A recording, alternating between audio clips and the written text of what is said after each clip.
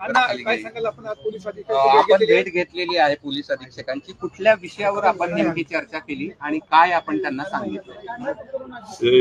मी आज SP साहेबांची भेट महादेव दत्तात्रय मुंडे यांचा 15 महिन्यापूर्वी जो खून झालेला आहे परळीमध्ये त्याची अद्यापपर्यंत तपास लागलेला नाही आणि याचं कारण परळी पोलीसमध्ये सर्व पोलीस बहुतेक अधिकाऱ्यांपासून कर्मचाऱ्यांपर्यंत हे आकांनीच निवडलेले लोक आहेत.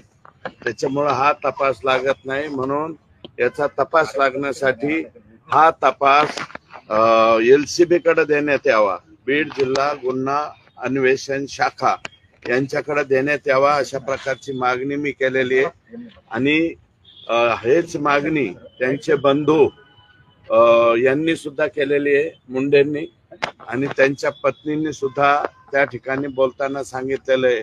आणि सतीश फड हे त्यांचे मेहुणे आहेत, त्यांनी सुद्धा या ठिकाणी माहिती दिलेली आहे.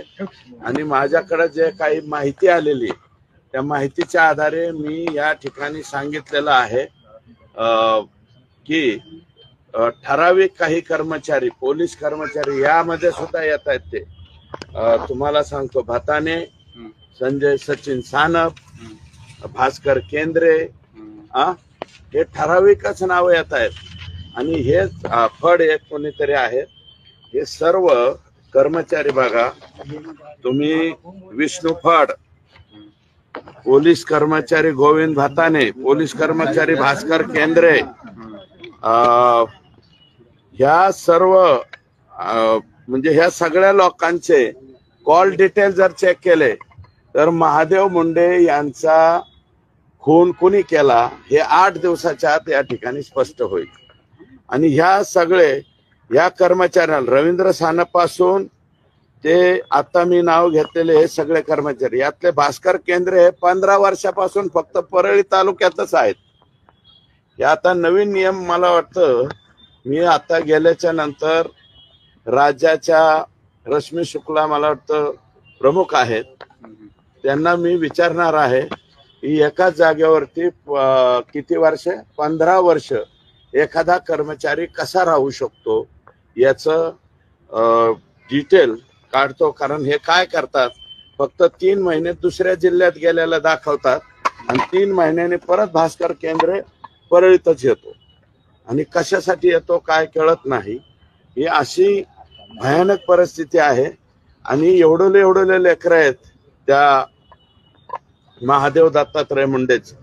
मला वाटतं IBN 18नी त्यांची एक मुलाखत दाखवली होती. त्या मुलाखतीमध्ये महादेव मुंडेंचा मुलगा सुद्धा दाखवलाय. आई तर रडतेच पण मुलगा सुद्धा रडतोय. मग त्या 2 लेकरं आहेत, कच्चे बच्चे आहेत महादेव मुंडेची.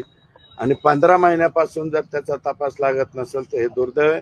आज SP साहेबांना भेटलो, SP साहेबांनी कबूल केलं की परळीचे पोलीस याचा तपास करणार नाहीत, त्याच्याऐवजी मी LCBला ते हँडओव्हर करतो.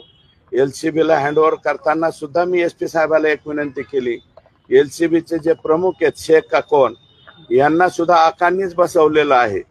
त्याच्यामुळं LCBचे शेख वगळून LCBला ही केस द्या अशा प्रकारची विनंती त्या ठिकाणी मी केलेली. अण्णा संतोष देशमुख खून खटल्याच्या तपासामध्ये वेगवेगळे व्हिडिओ बाहेर येतात, वेगवेगळे खुलासे बाहेर, त्या संदर्भात काही चर्चा झाली काय? नाही, मी बोललो ना आता, त्याच्यामध्ये त्याचा तपास CID कडे चाललेला आहे. त्याच्यामुळं त्या केसच्या बाबतीत मी त्याचे जे प्रमुख आहेत बसवराज तेली यांना सोमवारची वेळ मागितलेली आहे. तिकडं माझ्याकडे जे अपडेट्स आलेले आहेत ते सोमवारी, आणि कोणाकोणाचे नंबर चेक करायचे हे बसवराज तेली साहेबांना सोमवारी जाऊन बोलत. न्यायालयीन चौकशी सुद्धा याच्यामध्ये नेमलेली आहे, त्या चौकशीचं काय स्टेटस आहे, त्या समितीचं काय काम सुरू आहे? हे पहा, न्यायालयीन चौकशी म्हणजे राज्य सरकारकडनं हायकोर्टाला कळवलं जातं. हायकोर्टाला कळवल्याच्या नंतर हायकोर्ट नाव देतं. त्याप्रमाणे मला वाटतं अहलुवालिया यांचं नाव आलेलं आहे आणि ते माननीय उच्च न्यायालयाचं दर्जा असल्यामुळं त्याच्यावरती अधिक बोलणं उचित नाही. चौकशी त्यांची हो आता सुरूच होईल ना, ऑर्डर निघेल त्याची चौकशी चालू होईल. पोलीस SITचं काम करील आणि जी याच्यामध्ये न्यायालयीन चौकशी नेमली ती न्यायालयीन चौकशीचं काम. या संदर्भात मी आज जे आलेलो आहे ते मी महादेव मुंडे यांच्या मर्डर प्रकरणाबद्दल आलेलो आहे. महादेव मुंडेच्या खुनी पुढच्या 15 दिवसाच्या आत सापडले पाहिजेत अशा प्रकारची विनंती मी